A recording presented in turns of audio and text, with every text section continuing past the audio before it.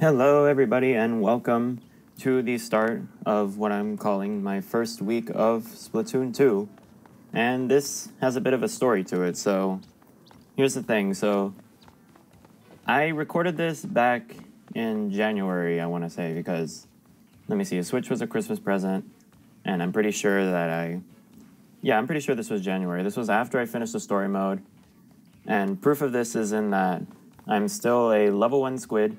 And, you see the Splatfest monitor over there? That's Team Comedy versus Team Action, which is an old Splatfest from long ago. And the thing is that one reason that I decided to hold off on doing multiplayer for so long, so long, it's only been like a month that I owned the game, is that one thing, I wanted to get a Pro Controller first because I wasn't going to go online with the Joy-Cons. I just knew that I would perform better with the Pro Controller because I did the entirety of the story mode. Like, look, there's Murray over there. I did the entirety of the story mode with the Joy-Cons, and that was fine. But going online, facing off against other people, I want to perform my best, especially when, when I'm starting out. So, excuse me, I had a coughing fit there. But basically, what happened here is that I recorded this back in January, and so I'm recording the audio for this as a post-commentary sort of deal because there's a couple of aspects to this story.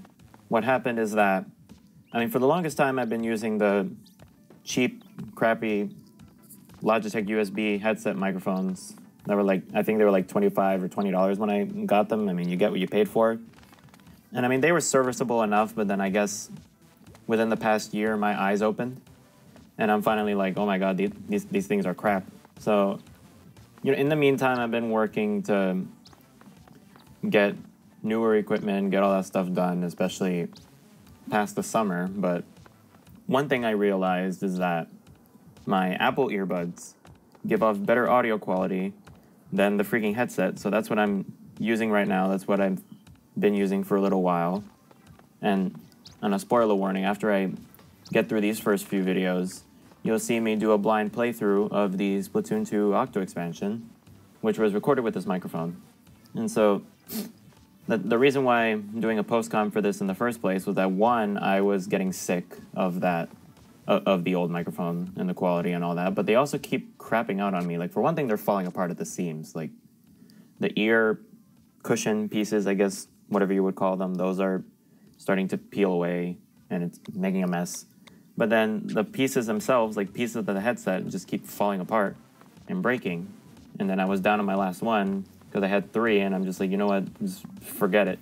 I'm not dealing with this anymore. I got to get myself a better headset, better mic. But, in the meantime, I've also been saving up for the past 4 months or so to build my own PC, but that's besides the point. That's a whole nother story for a whole nother time. Maybe I'll get into that a little later. But the PC comes first, and then new mic, all that stuff, because I can live with what I have right now.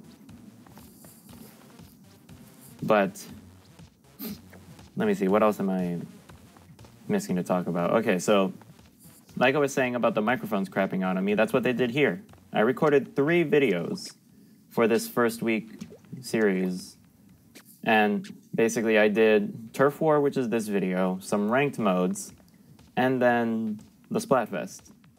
I wanted to do all 4 ranked modes, but I couldn't do that until much, much later, which, you'll see later on. But the thing that gets me is that basically, I don't know if it was the audio recording or the headset, one of those messed up and cut off the audio through on both this and the Splatfest video, like less than 20 minutes in. Now part 2, which is the ranked modes, that audio is still intact, and I'll probably end up using that audio. So if the microphone quality switches in between parts, so if one sounds more muffled and this one sounds clearer, I apologize. But I'm just doing what I have to do in order to get these out and finally get back on track with this whole video making thing, because I've been awful at it.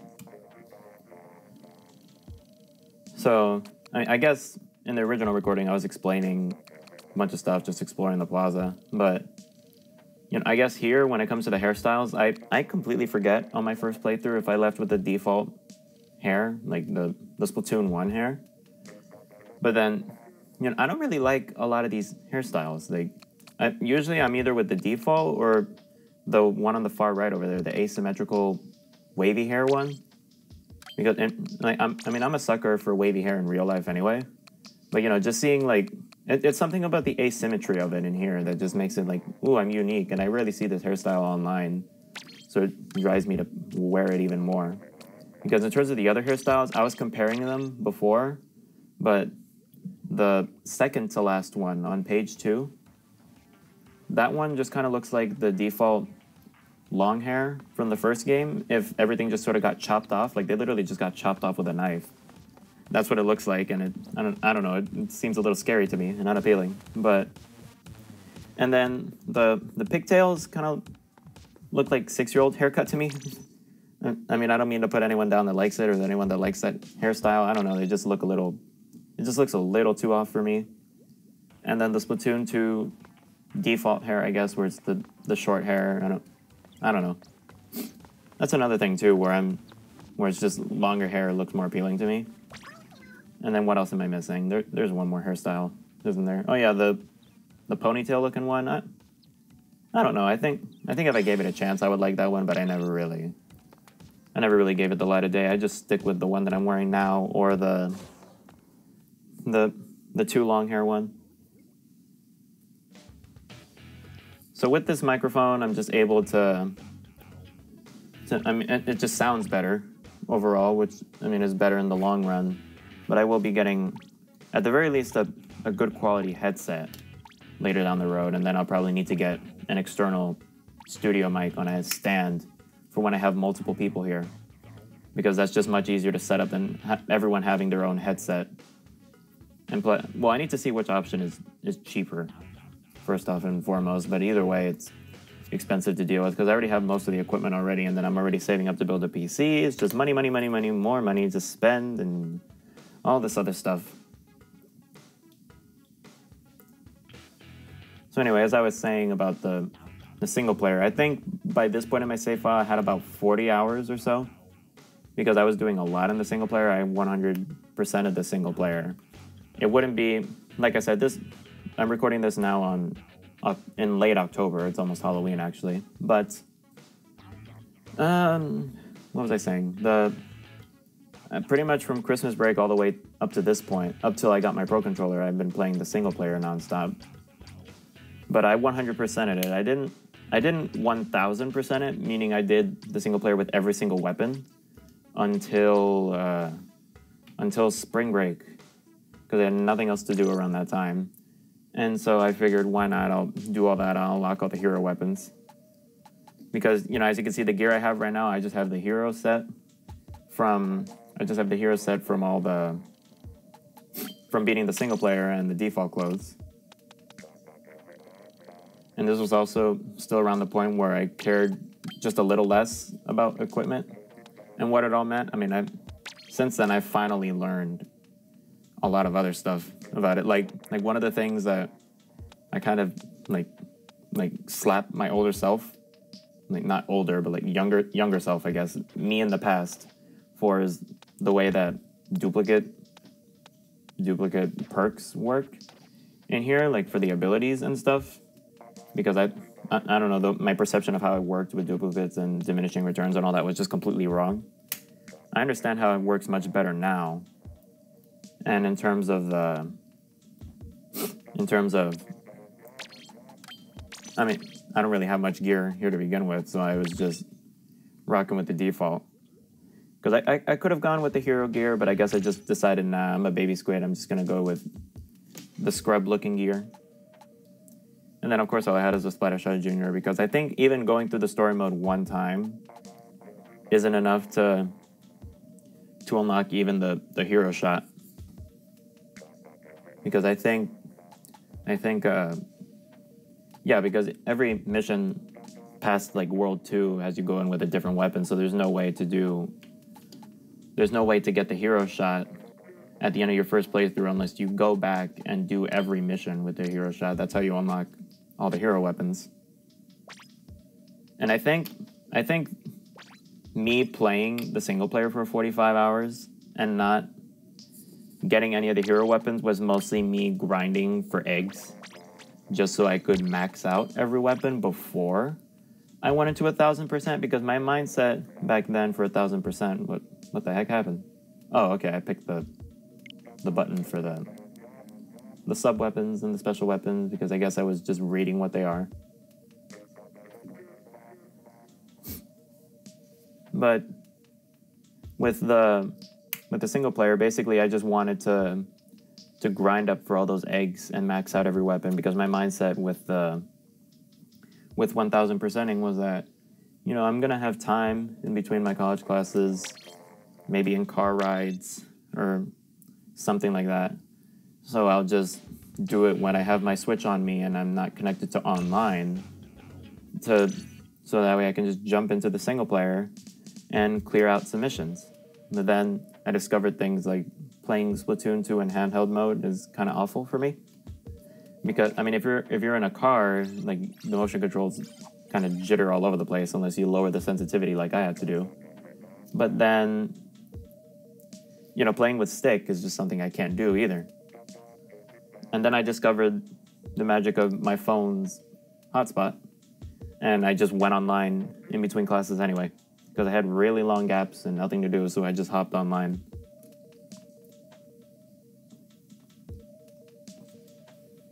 And I'm pretty sure the reason why I decided to hop on Turf War at this specific moment was because it was two stages that I'm very familiar with.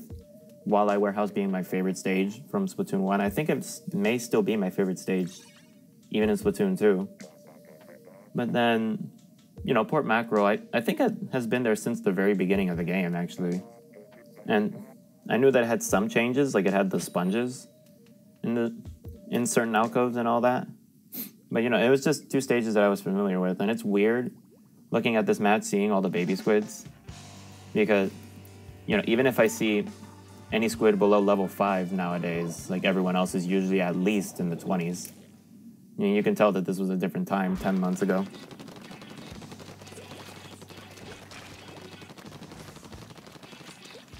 Oh boy. Okay, so I knew going into this that, I mean, spoiler warning, I lost my first match. But, you know, I mean, I just realized why right now, and it's because our ink brush disconnected. And the problem is that, I mean, I guess back then I didn't know what a disconnect meant, but maybe I put two and two together, but I don't remember. But, you know, a disconnect, like, look at the roller and look at the ink brush there. The roller and the splatter shot actually have been killed. And you can tell that they're respawning when their icon is X'd out, but the weapon is gray. When you look at the ink brush, I mean, not only have they not respawned, like the other two have, but there's also the matter of the weapon is colored in. So basically when the weapon is colored in, that's how you know that they disconnected and they're just gone from the match. But yeah, at this point I pretty much, you know, maybe I knew that they were, oh no, they're not even over there, what the heck? Okay, there they are. Yeah, they were hiding over there. I thought they were over by our base. And so it was at that point that I just took it upon myself to ink up all the turf that no one else could get to. But I mean, to be fair, none of us here are really A-tier squids, because I mean, I think the highest one of us was a level 12. And since I know this stage well, I know that there are these little alcoves that you need to ink. And I'm also very used to the idea that if no one, like if I don't clean up parts of our base, then no one will. So I just knew to go around and do stuff like that. Oh god. Is that, oh god. Was that, okay, there's a thing there. I hope that was Sony Vegas just kind of glitching out the video and not Elgato, because I don't know, the video looked really bad there. Really glitching out. I don't think there were frame pacing issues. I think the frame pacing was fine. It was just a matter of, like, the video looked like it was being hacked by Slender right there.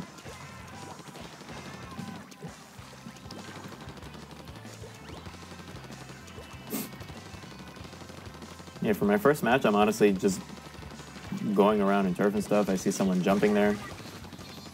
And also, you don't see me pulling up the map that much because this was way before I got used to this game's controls. Because, I mean, I got used to the controls of B being jump from the single player. Because in Splatoon 1, I believe X was the jump button. And on here it's B because X is now the map. Because obviously there's no gamepad to look down at in here, so the map you have to pull up on screen. And that was something that I kind of hated at first. But I mean, eventually I had to get used to it. It's just that now I'm afraid if I ever go back to Splatoon 1 just to mess around or see what's going on in there, that, you know, I would never get used to the controls. And yeah, I have no idea what my splatter shot was doing, but I think I saw the roller giving up partway through.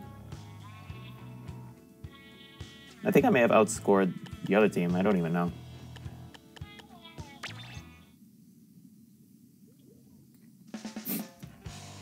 Also, I did this in every video that I was in Turf War or any video with the loading screen on the lobby. I always try to stay quiet I try to stay quiet as it's going so that I can just edit past the loading screen and nothing will be lost. Because, you know, if I'm not talking, there's nothing to listen to, and plus, like, you know, looking at the lobby loading screen constantly is boring. But, you know, here, since it's post-commentary, I've already edited past all that, so I can just continue talking on my merry way. Let me see, I'm pretty sure this match goes smoother, and someone else has ink armor. Oh, it's the Tri-Slosher.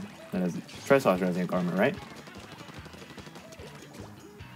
And, okay, yeah, there I am looking at the map because, yeah, look at me, I'm just standing there like a dolt because I'm not used to any of this. Yeah, I'm just looking by, figuring out how to super jump, I guess. And they're in the danger because I guess, I think this was a different lobby. I think I may have left the lobby. I need to check the names again, but, you know, I guess even if these are the same people on my team got revenge. Even though these aren't the same people at all. But they were just upset at what happened. So they're really pushing them back, because that's a theme with both of these stages, I noticed. This and Walleye are some of the easiest stages to get the opponent pushed back at their spawn and they can barely do anything.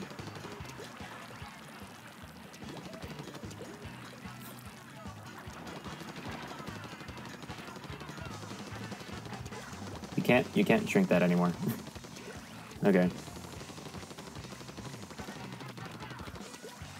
Yeah, honestly, adding some of the single-player aspects to the multiplayer stages is a very interesting concept that I really like in Splatoon 2. It adds more versatility, I guess, to the stages, because it goes from, you know, just normal stages to having these different elements, and he ran out of ink. But, you know, there are stages that have ink rails. Well, I think ink rails and stuff like that have only been in Shifty Stations. Yeah, and a Shifty Station has even had, like, the grapple points. But pretty much stages here... Well, I think Rainmaker on Snapper Canal, I think is the name of the stage, has ink rails in it. The one with the water ravine in the middle of it. I think it has ink rails on it. There are some multiplayer stages with ink rails, and then there's also stuff like the sponges here. The sponges are what you see most often, I think. What other single player elements are there? The grapple hooks I've only seen in a Shifty Station. Yeah, I'm drawing a blank. Okay, yeah, I took that capture because I'm like, whoa, my first win was a 666. What the heck?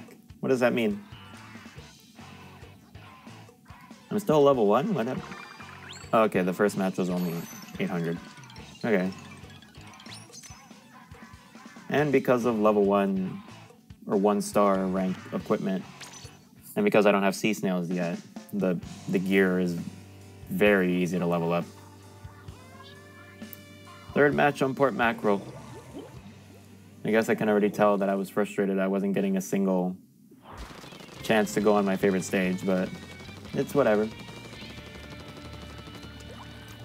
I was tearing up the house last game.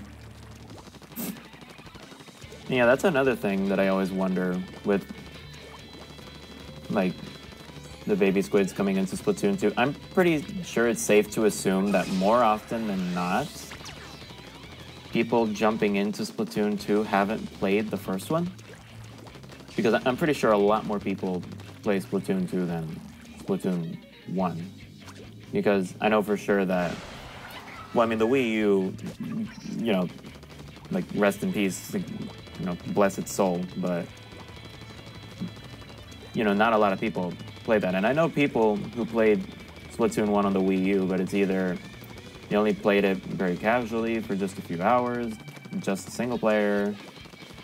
You know, I only know very few people who played the multiplayer, and I was along with them because I think I may, if I check my Wii U log, I think I may have actually played it just as long or longer than I have Smash 4. You know, I was just that addicted to the game.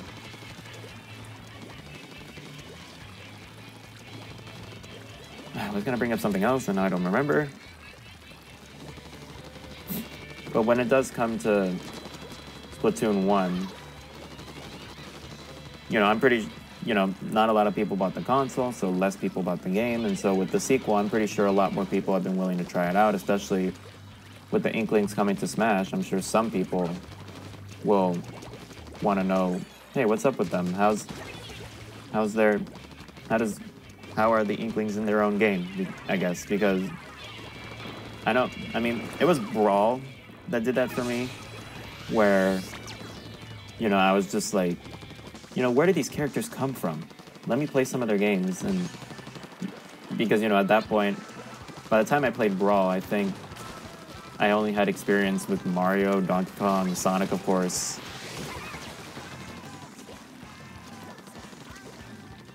The Pokemon TV show. Yeah, and here I'm hiding so that they can jump to me. But what else is there? I think that's it.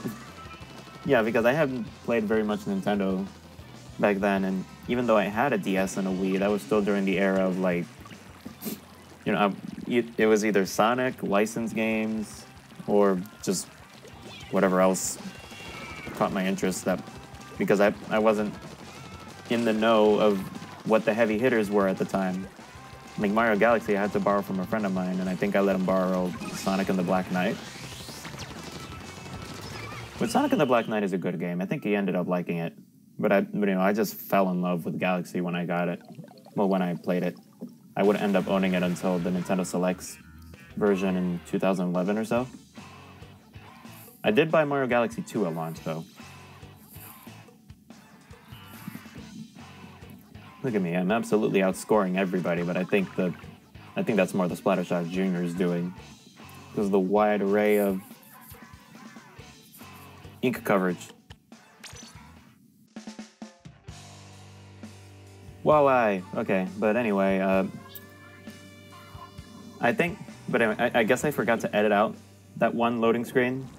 So, I mean, you guys won't know a damn thing, but, you know, I guess I just forgot to edit that out. And this match, when I saw it on the loading screen, everybody else was either in the single digits or level 12, and then there was a level 27. I think there was a 22 as well, I don't remember, but we'll see at the end of the match. Anyways, favorite stage, and I don't know how I'm shooting that stuff behind me.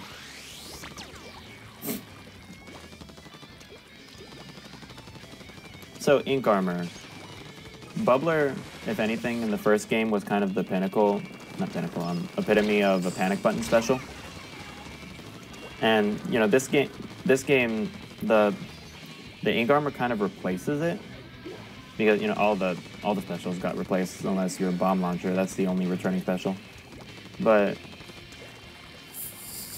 Ink Armor isn't as much of a panic button unless, you know, I learned this from one of my friends. I think it was Killjoy, but, you know, if you stack tons of special power-up, then the Ink Armor basically comes on instantaneously and there's no charge time. Like, you know, whenever I activate it, yeah, you see that there's that charge time right there. However, with special power-up, it's pretty much like you push the button and within half a second it's on. A lot of the skills in this game do a lot of weird stuff, but, you know, like, I wouldn't learn any of this until much later. I also notice I'm not jumping very much, because that's a habit I'm trying to break, is that I did the same thing in Splatoon 1 as well, but a habit I'm trying to break is jumping all over the place. Because, I mean, luckily, my main shooter in this game, the .52 gal, doesn't really have that issue. Where, well, it doesn't have it as severely, but if you jump around with a shooter, a lot of the time, your shots, there's shot deviancy, I think is what it's called, but basically your shots become more inaccurate. Whew, okay, but, oh, their slosher had a disconnect. Speaking of which, I think there was frame skipping there. But basically, I think the slosher is where I gained that habit, because when it comes to the slosher, you know, a lot of its benefits come from like, oh, you can shoot over walls and stuff and kill from the other side of cover. But, you know, you get more range with it when jumping. It still becomes a bit more inaccurate, but jumping with it is more effective than not in most cases. So I think that's where I got the habit of jumping all over the place from. But it's also good for avoiding shots. It's just that, well, avoiding shots with certain guns anyway, but in other cases it's pretty much you know, it's just pretty much like you're asking for your shots to just move all over the place and not being able to aim. I think that was the appeal of it was the ballpoint? No, not the ballpoint, Splatling, the Nautilus. I mean, the Nautilus, besides having, oh, Jesus Christ. Forgot to edit again, yay. But I'm pretty sure the rest is edited, it's just those few examples. But anyway, what I was saying about the Nautilus is that I believe besides having the GooTuber benefit of, because, you know, that's a new thing with some chargers, not all of them, in this game, is that if you charge up, if you fully charge, I'm noticing a lot of frame skips here, oh god. That makes me scared for the future. No. Well, I'm pretty sure it was just this one instance, because I don't know, it could just be this one instance. Maybe I was running too much on my PC at the time, on my laptop. But, or maybe I'm just going crazy. Maybe it's just Vegas screwing up. Hopefully it's just Vegas screwing up. But, let me see, let's do a sync right here. 211, 10, 9, 8, okay. That's good enough. But, yeah, a lot of charges in this game is that usually you have to charge up your shot, and obviously, of course, but charge up your shot, aim, and then fire. But while you have it charged and aiming, you know, you're very susceptible, you're very vulnerable. You can't move very fast at all unless you have run speed up, but even then you can't move as fast as if you were to just have a normal gun or just run around without charging. But, you know, on top of that, what Splatoon 2 added to some chargers is that you can swim in the ink while holding your charge, and you'll have this little light circle around you, and you'll hold your charge for a few seconds. And, you know, the GooTuber can hold that charge for like 5 seconds or something ridiculous like that, but the Nautilus, for a Splatling, has that ability as well. And the thing there is that, you know, not only does it have that, but it has this stabilizing unit so that your shots don't deviate and stick with the same amount of accuracy when you're jumping. That was the whole point of that tandem.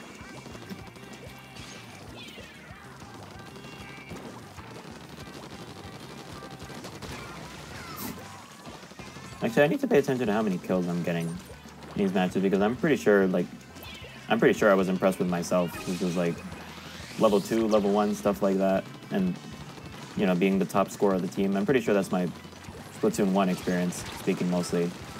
But you know, that's like with what I was saying. It's like what I was saying before, that I wonder just how many people jump into Splatoon 2 without playing the first game, especially with them being in Smash and being curious about the Inklings. Because I'm pretty sure, I mean, there are plenty of people who came in from Splatoon 1. I'm pretty sure that's at least half of Splatoon 2's fan base. But another 666. I swear I'm not a demon. But you know, it's just something I'm curious about. Although a funny story that I do know of is that when Nintendo Online launched about a month ago, because you know, either people refused to pay or couldn't pay because of monetary reasons for the yearly thing, which you know, $20 is $20. It's pretty cheap, but if you can't afford it, it's kind of understandable. Like, you know, you have priorities, you put them elsewhere. But you know, even if you chose not to, I mean, it's $20. It's not asking for that much, which I know. I won't get into it, actually. It's not worth arguing about and starting a war in the comments.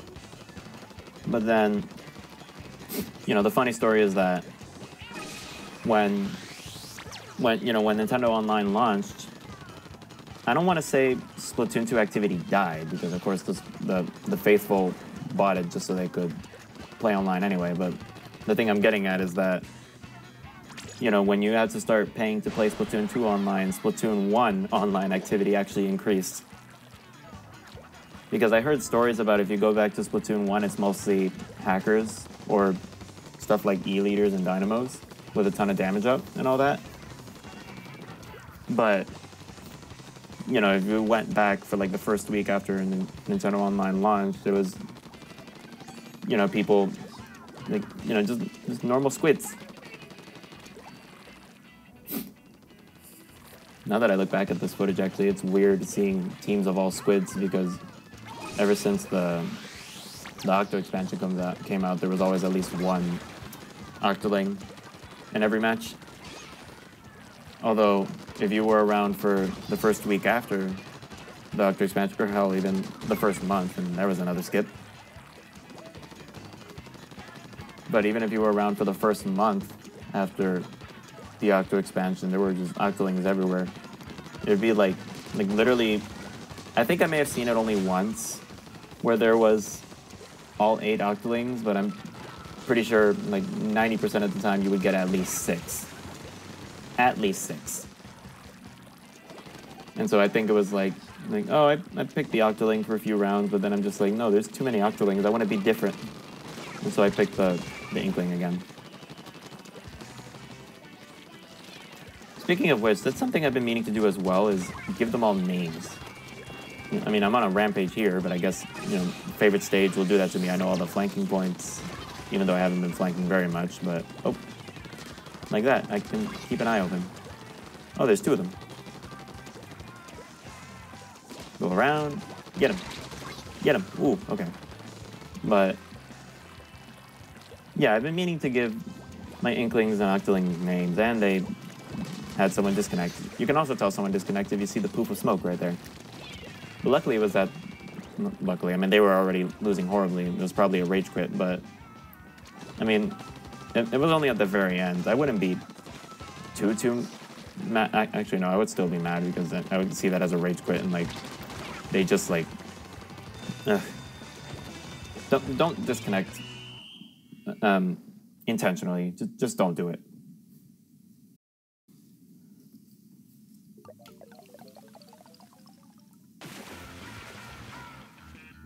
10%. Yeah, I think these captures that I'm taking were just like, oh, is that my highest percent yet? And I'm pretty sure I had a game where... it was my full team of 4 versus like 2 of them. 2 on the other team. And we literally just ran them back to their spawn, and they just knew at that point, so they were just super jumping to spawn alternatively over and over. It was kind of funny to look at, but I think their percent by the end of it was like 6 or 7, something like that. It was in the single digits, and I just knew that it was sad.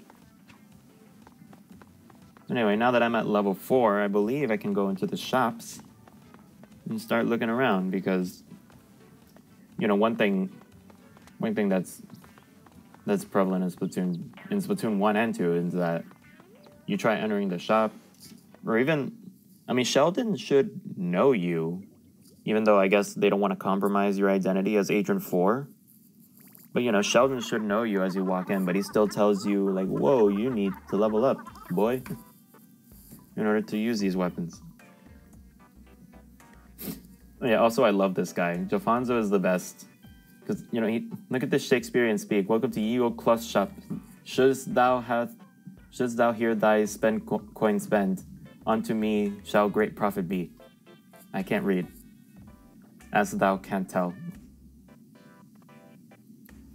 And apparently, past me here was having a fit and a half with this guy, because I'm not moving along at all. In a ye old cloth shop. Shop-a. Fegt e only. Actually, what do those 2 dots mean? How are you supposed to pronounce words that have like the 2 dots over the O or the U or something?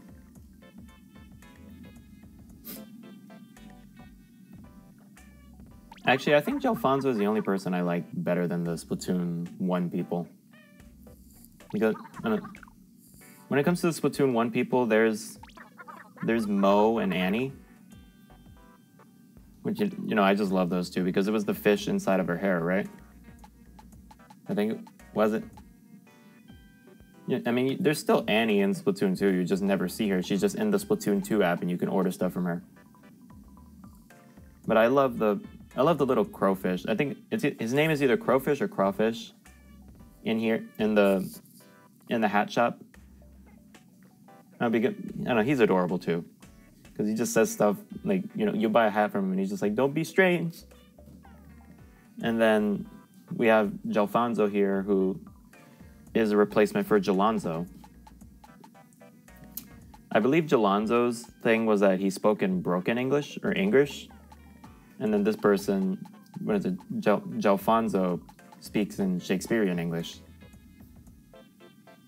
And then we have, what's the... Oh my god, I forgot the guy who calls you Squiddo, the person you buy food and drinks from. I forget his name, and I'm so sorry. Oh my god, but he was great too. But he was great too as a shoe keeper in the first game. But here he runs the food stand that I walked past earlier. Oh my god, I forget his name. And oh, Krusty Sean, that's his name. A pun on crustacean, and I love it. Krusty Sean. And I forget what I'm drawing a blank on what the shoe person even is in this game, actually. I'm just... Man, I don't even... I'm just all sorts of awful today. But yeah, then Sheldon is back for the weapon shop.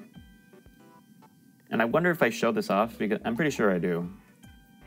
But I'll talk about it when I get there. And here I am buying shirts that I think will be useful. I believe I bought a run speed up and an ink saver main. Oh yeah, and this is something that bothers me, like, when you cycle through the stores with the shoulder buttons, you know, the order is like weapons, you know, oh, welcome to Shella Fresh. I love this. It's amazing. I don't know how they got away with that, but what is it?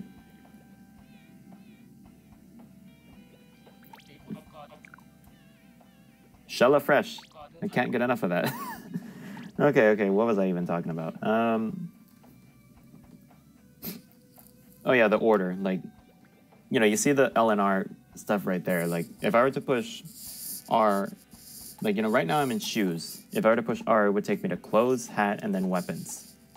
Or the other way around would be weapons, hat, clothes, shoes. So, you know, it goes in top to bottom order, like hat, clothes, shoes, or shoes, clothes, hat. It goes in a sequential order. But yet, the physical things of the stores outside go clothes, shoes, hat. Like if you're going from left to right, and that just doesn't work. That just doesn't work. Clothes should be in the middle, and I don't know why they did it like that. Also, Bisque is this guy's name, and I'm gonna assume he's a krill. Unless Bisque is a pun on another fish name that I don't know of. You can see bubbles coming out of his mouth, actually. Are we all under... No, we can't be underwater. Then what the heck is coming out of his mouth? What was that? Also, I guess I decided not to buy any shoes.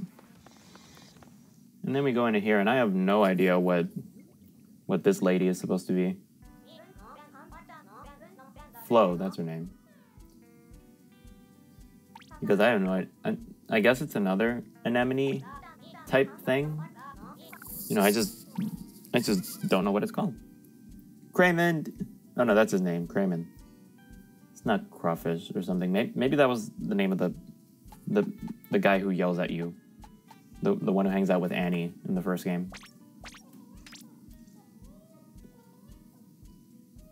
But I guess I can talk about some skills here. Cold-blooded sucks. Because... oh my god, okay. When it comes to cold-blooded, it was useful in the first game because not only were point sensors more prevalent, but, you know, there was... One of the specials was echolocator, which was basically a point sensor for the entire team. Cold-blooded shortened the length of all of that. And I believe there was another reason to have it on as well. But in this game, you know, not only do less weapons have point sensor in general. I mean, .52 gal, like I said, my main shooter weapon does have it. But it's one of those few and far between sort of things. And then when it comes to any other weapon, it's just very scarce. And there's no echolocator, and ink mines... For the longest time, I thought ink mines were just, you know, a motion-detected point sensor. But apparently they do damage. It's just I've only seen it kill someone like once or twice, and that was when they were on the brink of death. So the moral of the story is that point sensor is a lot less useful in here because it basically covers less things. And so I'm pretty sure just grabbing what I feel will be useful, because this was before I knew the intricacies and stuff. There it is, don't be strange. But this is before I knew a lot more of what I know now. So I'm just basically filling out the motion here. And yeah, see, look at this. It goes from hat to clothes to shoes. But yet the outside is just completely out of order and it makes no sense. Also, I guess I'm just refusing to visit Sheldon right now. Oh, finally, something different. Okay, so I'm pretty sure here is where I scan all the amiibo I have, which are basically, I mean, everything released up to that point. Because by that point, we didn't have the Pearl and Marina amiibo. So I guess a weird thing to talk about with these is that when it comes to the amiibo in this game, I'm pretty sure in the first game, it gave you everything after you were a certain level. But here, I mean, it works like that as well, where you need to be a certain level in order to get the high enough gear. But besides that, you also need to... The weird thing is that, I mean, you'll see it here because, you know, I'm just talking to Splatoon 1 Inkling here. So I'm just like, you know, sure, be my friend, because we gotta progress and I don't want to quit in the middle of this. I mean, I don't remember how Splatoon 1 amiibo setup worked. It may have been the same.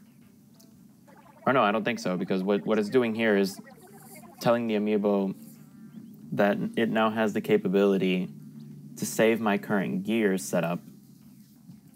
Which, after testing it out with my friend not too long ago, it's not as robust as you would think. It transfers some stuff, but not everything. It depends on whether if your friend has the same setup as well. But even then, the gear chunks, like the abilities that you have with the saved gear, don't do anything. I mean, it doesn't transfer that over. It goes with the gear that your friends have. And it's very, very strange. I don't know why they advertised it. that way when, if your gear is so important to you, they advertised it as, I bet it's useful to transfer your gear through Amiibo when going to your friend's house, but it's the Switch. Just take the Switch. It's not that hard. And also, another thing you can do, I'm pretty sure you could do this in the first game as well, is that you could take pictures with them. I don't think the filters existed back then, but, you know, I barely messed around with it back then. I barely messed around with it here. Even with the Pearl and Marina Amiibo, they advertise, hey, take pictures with us during Splatfest and something cool will happen. I've never done that. It's just I keep forgetting to do that. Change the pose, do all that stuff.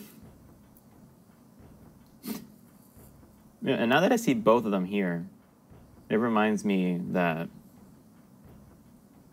what is it, basically, you know, I've been meaning to name my Inklings and Octoling for some time now. I just need to come up with good names for them.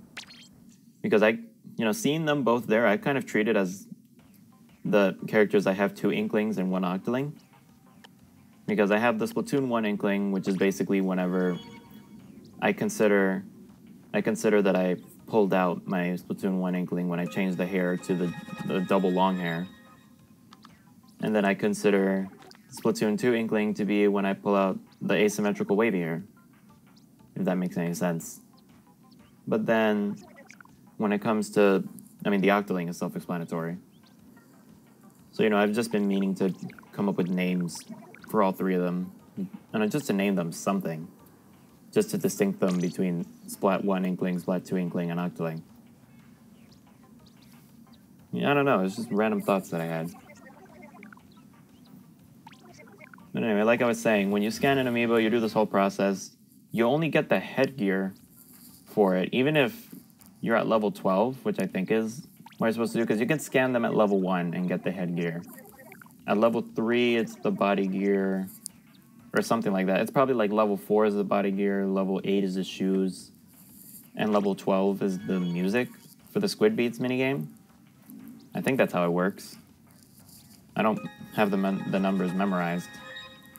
But basically, in order to get the rest of the gear, not only do you have to be of a high enough level, but you also need to save gear to the Amiibo too. So you can just save whatever outfit you want. It can even be the same outfit for all the Amiibo. But basically, you just have to do that.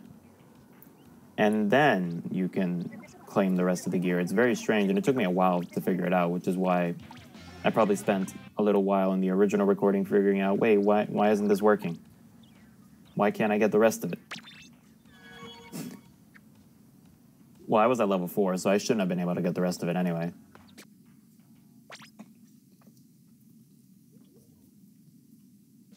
But enough of that. I guess I just decided to show off those 3. Now I guess I'm going to do more turf war battles. Does it change soon? I don't even know. Trying to look ahead in the video isn't really proven to be much use.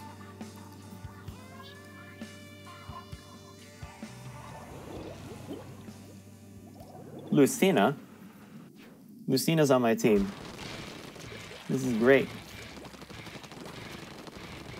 It's meant to be because for some reason no, it may be my really old Sonic figure video. Don't look that up, please. Oh god, I brought it up. No! Don't do it! Oh, okay. And trapped everyone there. I'm pretty sure did I save that? I thought that was a clip that I had saved on. Yeah, there it is. I saved it. Yeah, because I thought that looked familiar. But anyways, when it comes to what was I even talking about?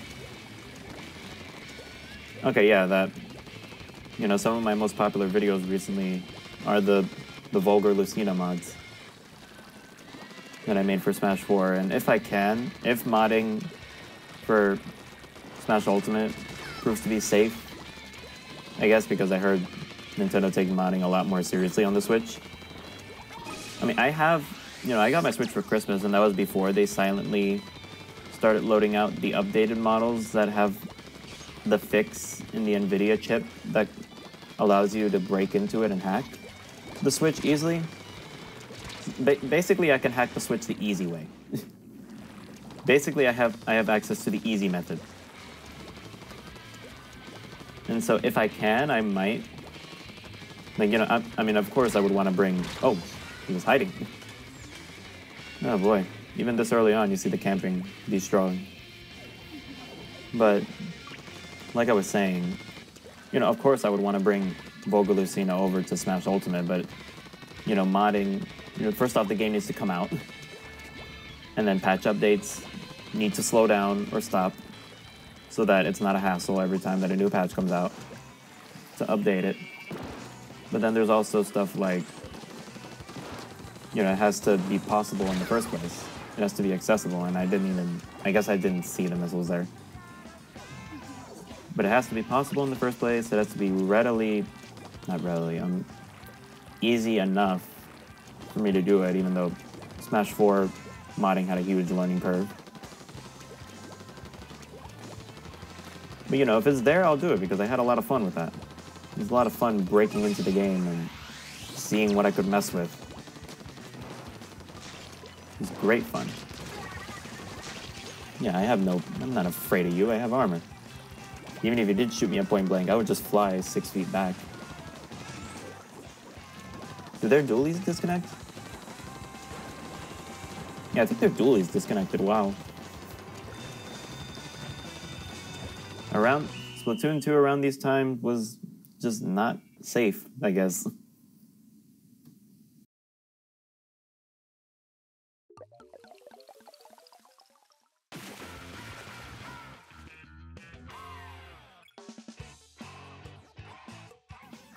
Lucina is an NZAP main, good to know.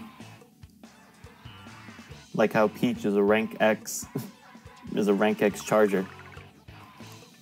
With cold-blooded. Oh god. And then I think Luigi was even higher rank than Mario in that video. I mean, if you don't know what I'm talking about, it's the... Not the reveal trailer, but just the information trailer for... Oh my god, Lucina betrayed me. But anyway, the reveal trailer for Nintendo Online, it shows the Mario characters playing Splatoon. And so, like, Peach is a rank X charger. Mario was, like, a rank B Splattershot Jr. or something like that. I don't know. I don't remember much. I just remember Peach because that was the funny one. That video also finally gave us more Papa Bowser, which we need more of. It showed us Bowser Jr. playing Ghosts and Goblins with his son. Did I say Bowser Jr. playing with his son? Well, Bowser playing with his son. You know what I mean.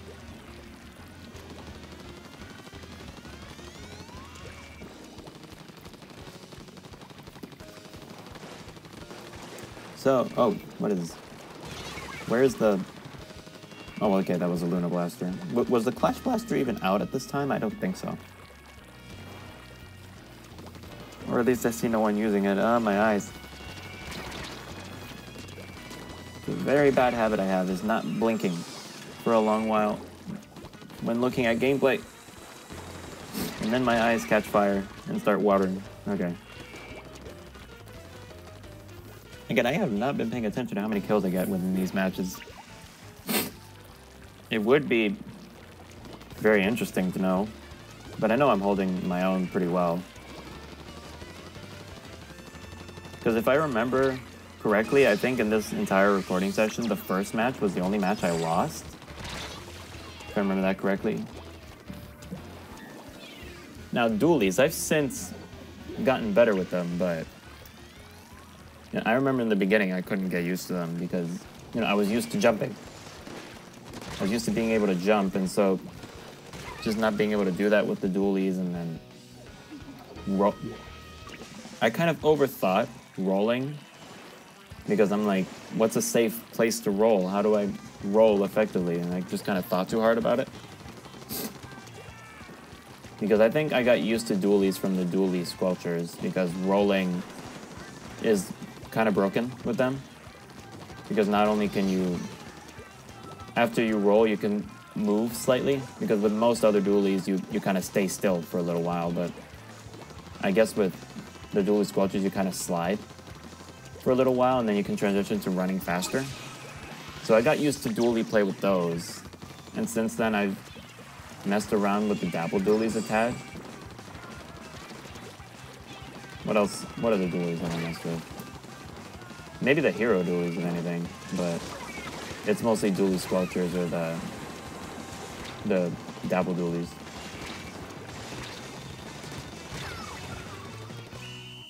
So yeah, even though they kind of took the middle there, they were in the danger up until like the last 3 seconds, so I don't know how they were in the danger for the last 3 seconds, because either way. And it looks closer on the map than what the percentages lead on to be, but I'm not going to complain. It's just very strange. 5 kills, that wasn't the most violent, I guess, on my team. I don't know where I was going with that. I didn't have the most kills, that's basically what I was trying to say.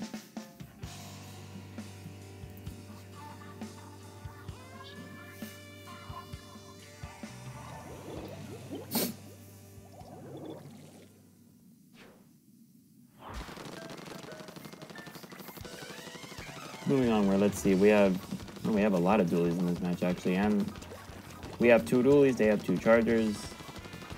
Lucina's still betrayed me again.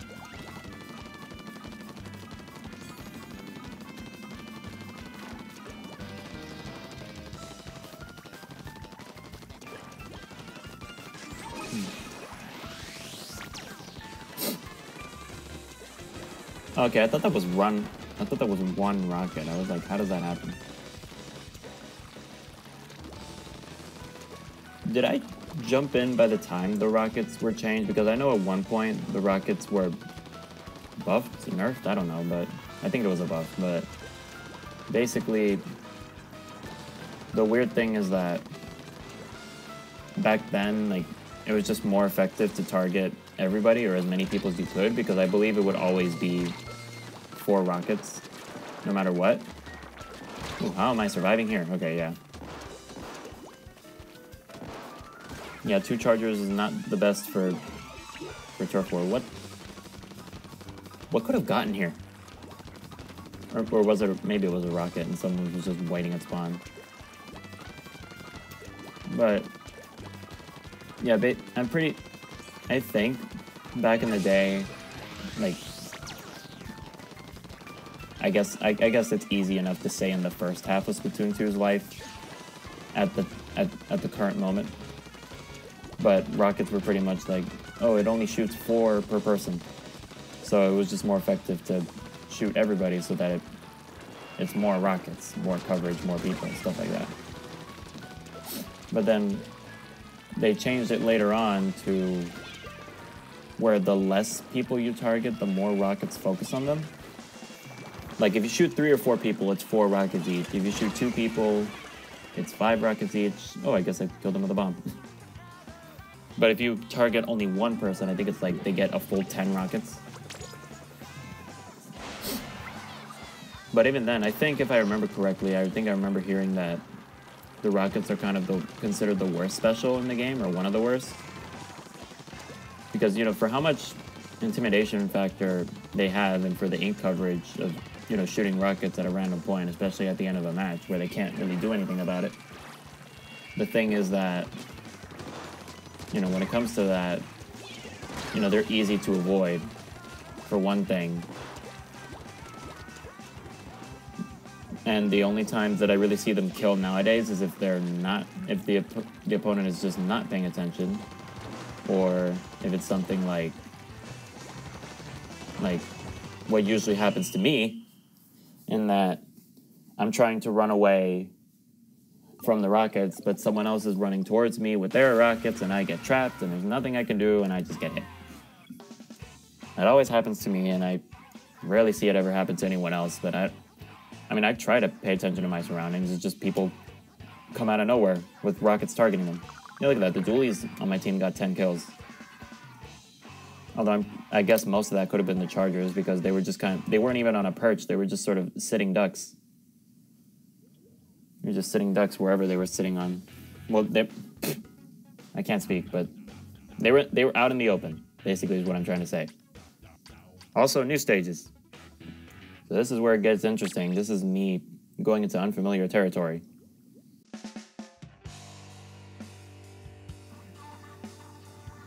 Alright, finally, new match, new stage, new weapon, and I'm using the dualies first because I hate myself.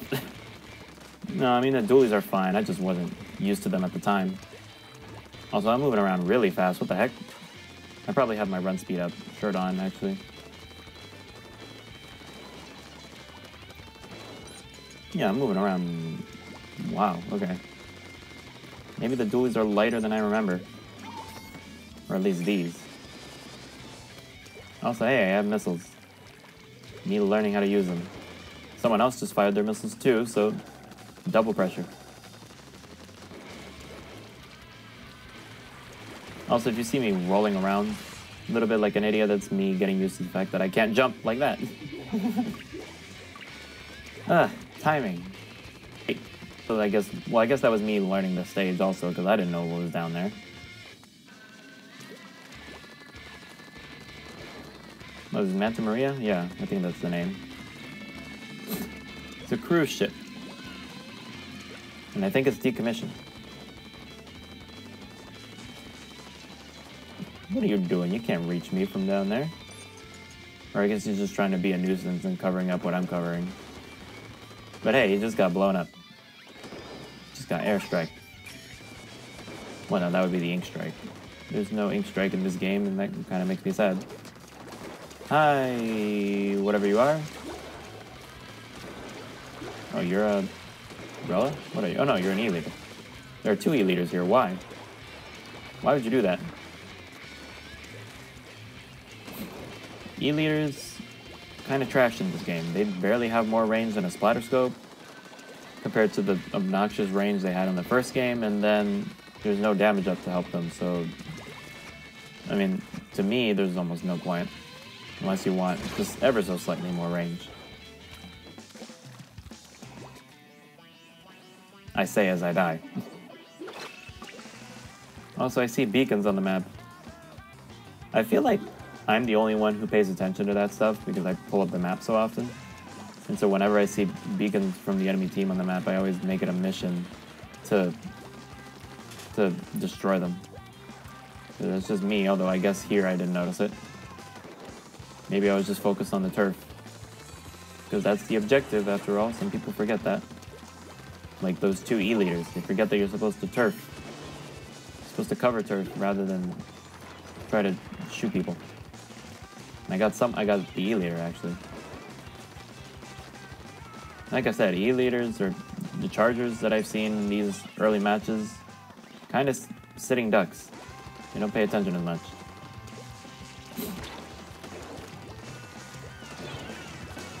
Also, I guess this E-leader couldn't aim.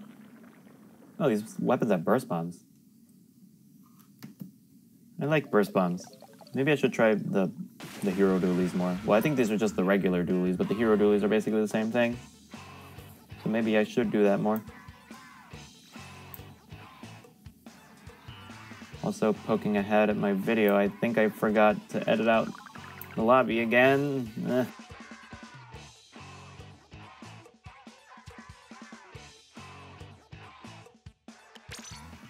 Or no, maybe I was showing this feature off. Okay. Okay. Despite the time limit being a little strict at times when I'm trying to think about what I want to wear, but maybe that's just me, but I really like this feature. This was something the first game could have used a lot, because if you wanted to change gear, you had to exit the lobby and do all that stuff, but if you wanted to stick in the lobby because you're playing with friends or with certain people or something, then you can just change the gear and stay there. You only have like 30 seconds to do so, but you can do that, and I like that. It's very nice. And I guess I just switched right off to the splatter scope because it's what I know. Not splatter scope, but splatter shot.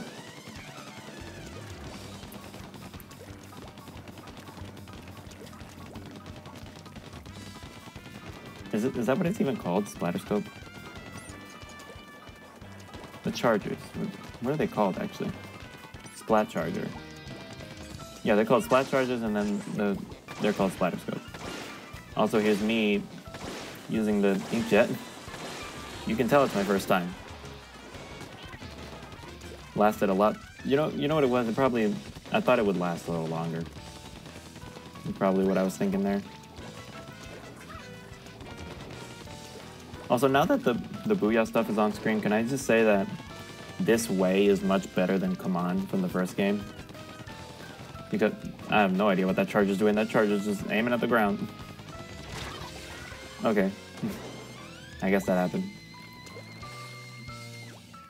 Why would you pick E-leaders into... Oh my god, I'm so confused. I mean, I guess that's a story to get into. Recently, well, I guess ever since August or so, I've been playing a lot of the Splat Charger in Ranked. I mean, not the Splat Charger, the Splatling, that's what it's called. The Gatling gun, basically. I've been playing a lot of that, and I really learned to love it. But I guess because of all my practice with that, I was able to... Oh, they got him. Nice, but I guess because of all my practice there, I randomly, on a whim, like maybe 2 or 3 weeks ago, decided to pull out the Splat Charger. The both of us tried to jump up that at the same time. But anyway, what was I going on about?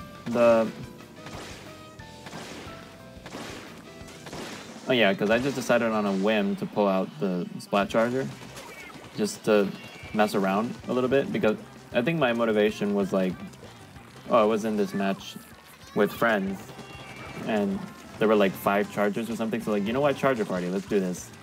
And then I start randomly tearing house, and I'm just like, whoa, where did this skill come from? Because the reason why I didn't want to play charger was because I thought myself as a bad charger. I didn't, I just thought it wasn't my thing, which is kind of true, or was true, but I guess all the Splatling practice gave me the aiming skills I needed to do the charger at long range. So I kind of learned to like it. It's just that, especially if you're a lower leveled squid and you're on Turf War, it's just why would you pick something as slow charging as the E-leader, is my question. It's just something that confuses me, basically. I mean, you won't get as much turf coverage as a regular Splat Charger because, I mean, you can at least charge faster there. And you technically get more ink per minute, I guess.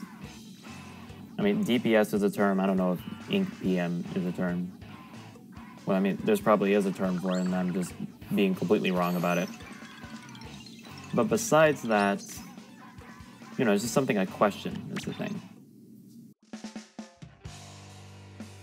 And since I got sick of questioning E-leaders in Turf War, I went into a new lobby, switched out to Old Reliable, or Old Faithful, however the saying goes. And then just watched, yeah. That's probably why I couldn't get used to sloshers again, because I forgot how much of an ink guzzler they are at times, because I just sort of get careless. I've gotten better at watching myself, especially with stuff like Inksaber mains on, but just being a bit more aware, I guess. I've gotten better at stuff like sloshers, although I got much more used to the tri-slosher early on in the game. Although I mean that was post-nerf, so I wasn't one of those players like picking it because it was overpowered, because I know when the game started everybody was like, oh my god, nerf the tri-slosher. Which in my mind I'm just like, slosher master race, but I don't know, I don't know what it was like when it was completely overpowered, I guess.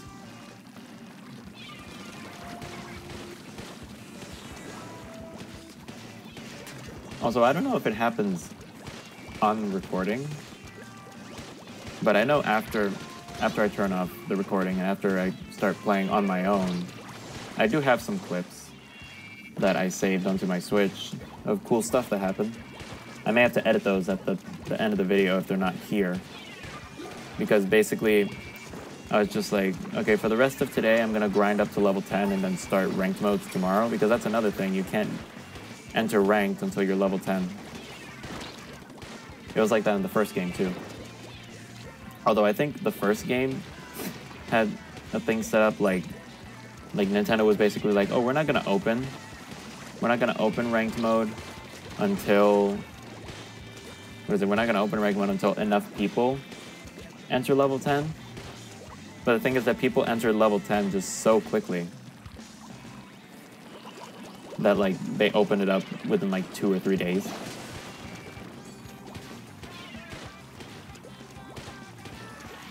I mean, it's a good game. People really wanted to play it. Oh yeah, there we are. The dual rockets, even though I wasn't as effective. There was a long time where one of my strategies was to just, what am I saying? There was a long time where one of my strategies was just to be like, I think this was in tower control mostly, but I think I also did it in turf war a ton, where one of the Splooshamatics that has squid beacons and the rockets, where I would just pack on a ton of special charge up and quick super jumps. And so I would just place beacons all over the place, mostly in support of my team.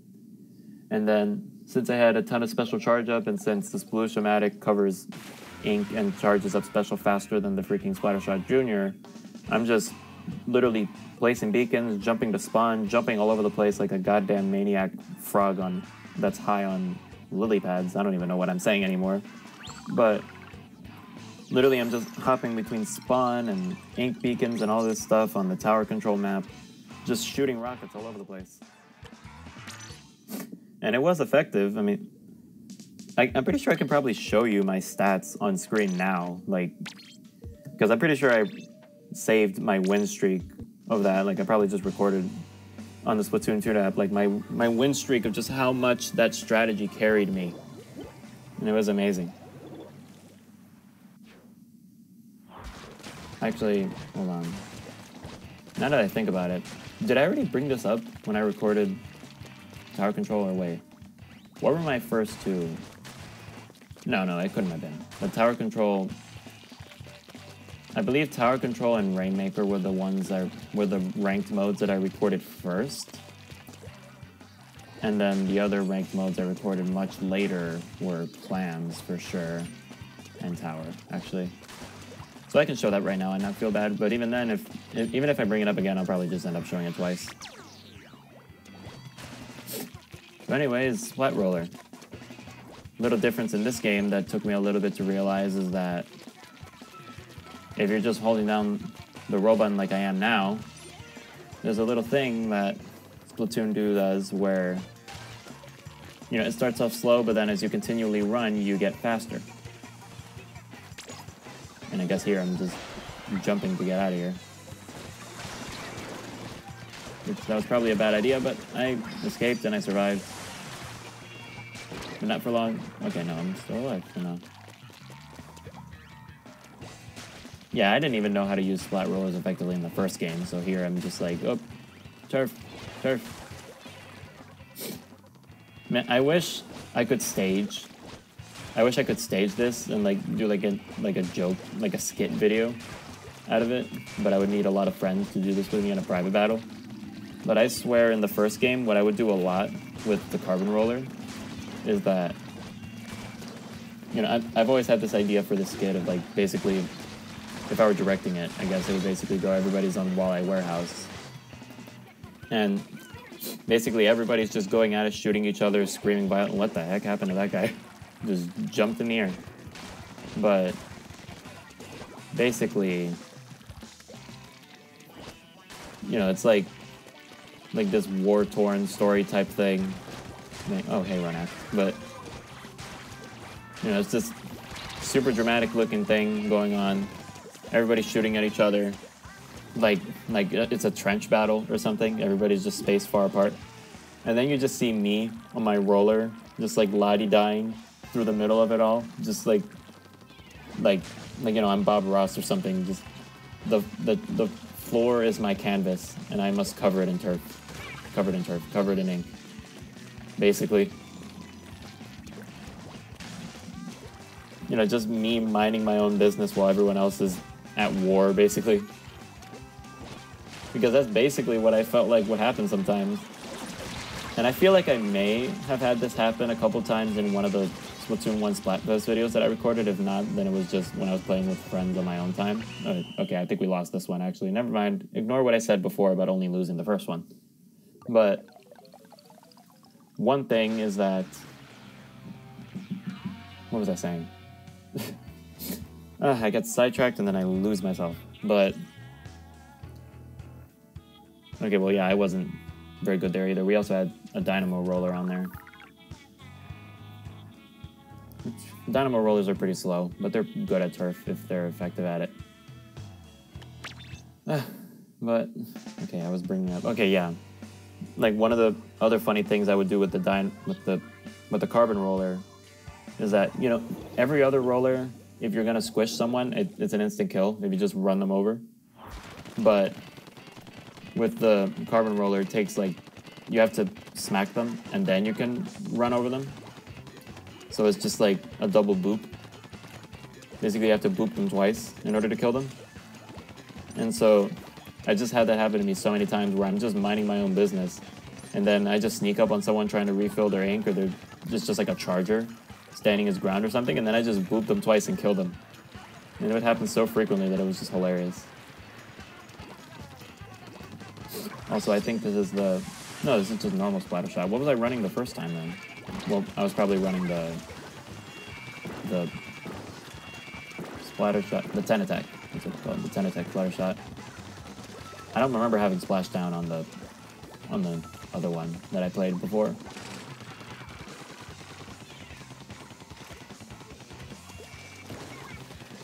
Oh, someone blew up. I know brushes. Brushes are also another anomaly that I have a love-hate relationship with. I hate brush players. And then there's... I don't know what that guy's doing. But, you know, I hate going up against brush players, and then it's also kind of for that reason that I hate using them. But I use them occasionally enough. You know, enough to say that I can use them effectively. It's mostly in... mostly in clans is when I use it. If I'm not using dual sculptures or I'm playing support in some way with a charger nowadays. But on top of that, there's... What other weapon types are there? Splatling. I learned to love Splatlings recently. Chargers are on the rise, but it just depends on my mood. And then... Oh! Okay. I mean, that was good hiding there, but that was... Oh, well, he had Ninja Squid. No wonder I couldn't see him. I was about to say... That was before I was super aware, but he had Ninja Squid. Other weapon types, blasters are pretty much my least used, besides the nozzle noses. No, the nozzle noses are my least used. I don't think I even own a nozzle nose. Blasters I use very rarely, but I at least use them compared to nozzle noses. And Ninja Squid, if I wasn't grinding for chunks, like, you know, I'm still trying to grind for chunks to get a ton of either effective gear or I guess what would be considered meme gear, where it's just like 12 quick super jumps or 12 run speed ups or something like that. You know, just ridiculous gear setups. If I wasn't grinding for that, I would use Ninja Squid a lot more because I love that, especially with the carbon roller, because then I just become like a shark or a predator. You know, you can just literally just play the Jaws music over my sneaking around with the Ninja Squid and then just like pop up and just splat someone with the carbon roller, and it's amazing whenever I pull it off.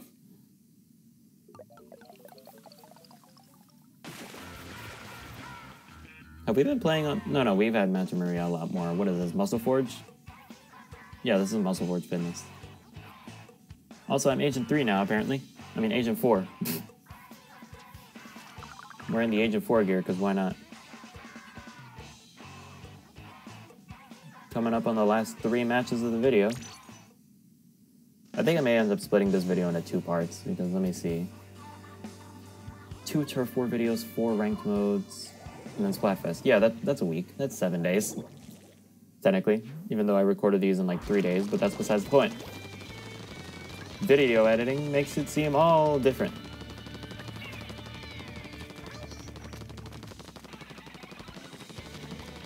But yeah, one thing that I was saying earlier that I think I got cut off on was that, you know, this way is much better than Come On in the first game because Come On was kind of like, sort of like a rage thing. I mean, it's certainly effective when someone is just standing at spawn, either they're AFK or they're about to disconnect or something. So it's just like, come on, move it. But, you know, they have the D-pad there. They have 2 more buttons. Why don't they have a button for something like help me? Or maybe it changes in between modes. Like, you know, one is help me.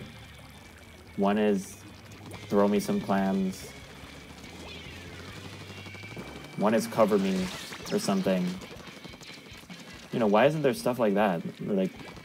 Or like, I mean, Smash, if you're playing with friends, you can customize what the taunt buttons say online. But why not have different options for Splatoon 2? Like, have like 6 different button options and you can choose what 4 you want to use. Like, you know, if you want one to be throw me some clams, if you want one to be cover me, you know, stuff like that. That would be cool. I mean, this way changes into ouch when you die, which I don't know what other people use it for. I mean, people just use it to signal when someone's dead. Like, oh, you're missing a team member, but, you know, I just look at the top of the screen for that. But what I use it for, what I use the ouch for, what I think it should be used for is when you're, like, when you die and you know a teammate is near, and so you're like, oh, there's someone here, there's someone hiding. There's someone still hiding here, there's someone right behind you. Which, that could be another one, watch out. That could be another one you can put on one of the buttons.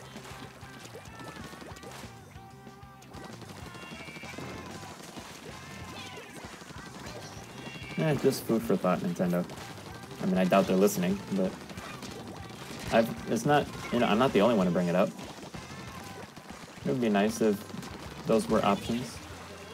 It would be cool.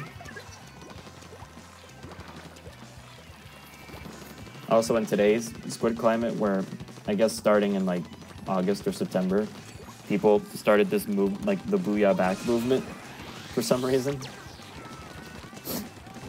And I just like how, I guess Nintendo caught wind of the whole, like, you guys need to Booyah Back, because people were so butthurt about it, that they made a special that requires you to Booyah Back. So, I don't know, to me that was intentional. That was just intentional timing on Nintendo's part, but, you know, I guess in today's Squid climate, I'm just looking like a total ass, because I'm not even Booyah Backing at anybody. Even though I kind of do it nowadays, like, especially if I see someone on the map, because, like, you know, I'm kind of, I don't want to say omniscient, but I guess I'm very aware when I look around at stuff like either I look at the top of the screen or I see the map and I put 2 and 2 together. I'm like, oh, this person just killed 3 people all at once, and then I'll booyah them. You know, just be like, I see you. I saw that. I saw the good work that you're putting in. You know, just like a good signal like that. And then let's see if they do it here. No one did it here. You know, the booyah at the start of the match thing. I think that's what people are talking about. Like, booyah at the start of the match, it takes 2 seconds. But, you know, I try to do it most of the time, and if no one does it, then I'm the one who starts it. But,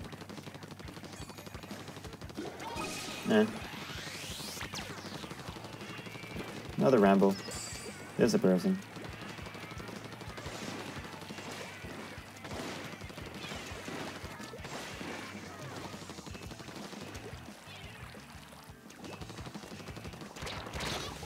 Oh.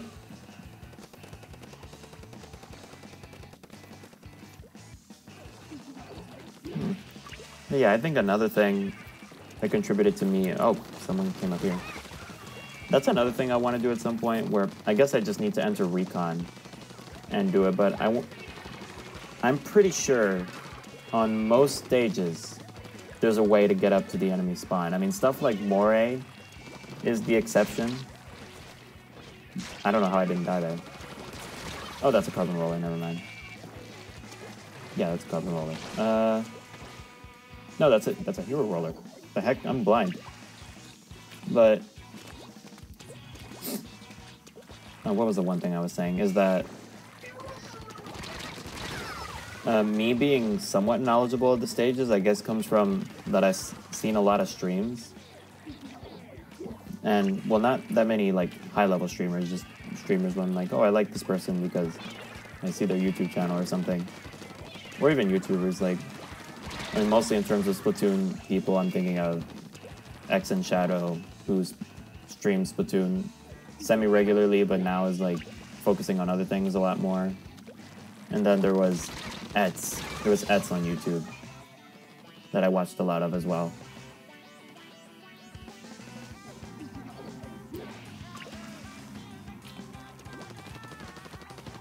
So I like how... Oh, I think one of their splatter shots is connected, actually.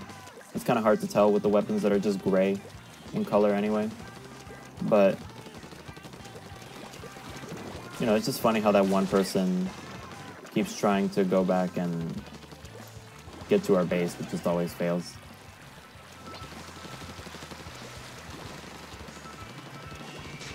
But yeah, I'm pretty sure there's at least a way to get to as close to the enemy spawn as you can on every stage.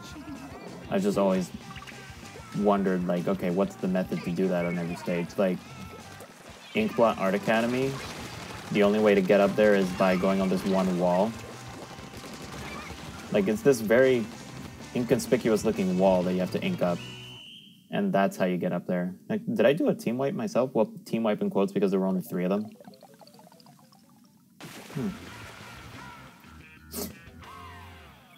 But yeah, there's just this one part of the wall to get up in Inkblot Art Academy. And I still don't know some of the methods to get up in the other stages. Like, what's a stage that I clearly don't know how to do it? Manta Maria is probably very specific in order to... Oh, okay, I think I just thought of it. I think I just figured out how you do it in Manta Maria, actually. You have to just take a really long way around. Muzzle Forge, I don't think you can get up here. I mean, you can shoot up here just fine, but... Like, where the spawn is and the little platform to the left... Not platform, but like the little area to the left, I don't know if you can get up to there. But, you know, you can get up to this level below here where I just jumped down into.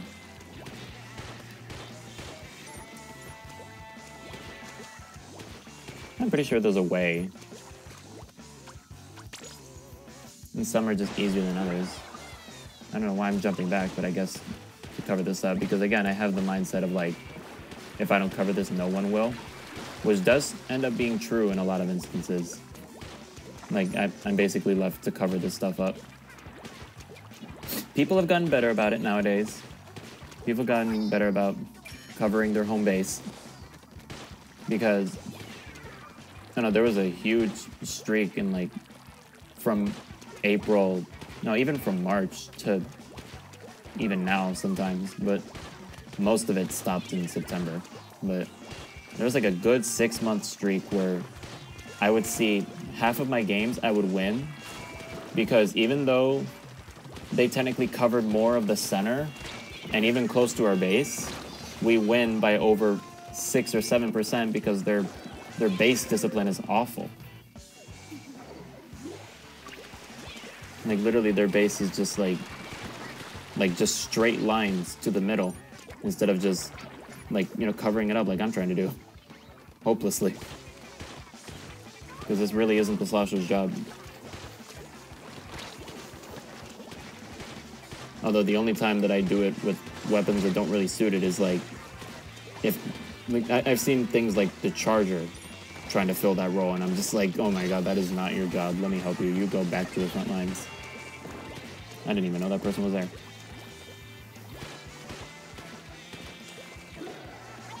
Yeah, Brock, there you go.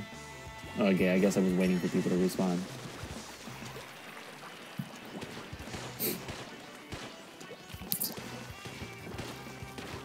I think special power-up increases only the speed of the rockets. Because I know for sure it doesn't fire more rockets. It doesn't fire more. It probably increases the blast radius by a little bit. Which reminds me that, you know, the bomb defense up ability is very strange in the way it handles a lot of stuff. Because bomb defense up, you know, and not only defends you against bombs, of course, but the blast residue of other weapons as well. Like, I believe it covers you from, like, the splashdown residue, maybe blasters. Well, no, blasters probably not, but the splashdown residue from rockets, stuff like that. Also, I guess this is probably why I decided to end it, because I'm losing terribly in this match. Plus, I've been playing for over 2.5 hours at this point, but in editing, the video is only, it's less than 2 hours. But, you know, I had enough for recording purposes. I was also probably running out of things to say. But anyways, if I can find those clips, yeah, I just probably have to search to the bottom of my Switch's gallery. But once I find those clips, I'll post them at the end of this video here. And just a quick reminder, my part 2, where I go into some ranked modes, that will have the old mic with the audio intact. But for now, yeah, that'll have the old, But for now, it's just, okay. Let me think.